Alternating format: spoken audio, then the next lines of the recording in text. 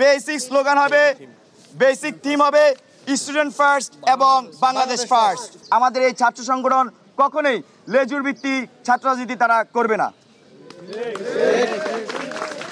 আমাদের এই ছাত্র সংগঠন একটি স্বতন্ত্র ছাত্র সংগঠন হিসেবে আত্মপ্রকাশ করবে।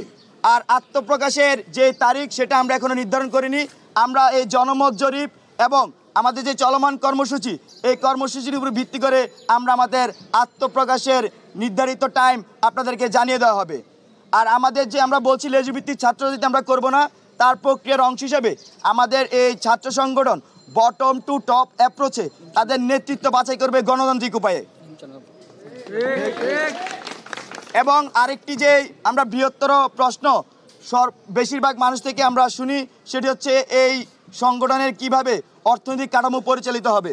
তার মধ্যে আমরা এটা উল্লেখ করতে চাই, আমাদের সংগঠনের বৈশিষ্ট্য হিসেবে তাদের ইন্টারনাল যে চাঁদা থাকবে সংগঠনের, বা আমরা বলি সাংগঠনিক ফি, যেটি তার মাধ্যমে এই সংগঠন পরিচালিত হবে। ধন্যবাদ। এছাড়া আপনার যত প্রশ্ন আছে আমাদের পরবর্তী প্রশ্নোত্তরদাতারা সেই প্রশ্ন উত্তর দিবেন। আমাদের এই ছাত্র সংগঠনের একদম বেসিক স্লোগান হবে, বেসিক থিম হবে স্টুডেন্ট ফার্স্ট এবং বাংলাদেশ ফার্স্ট।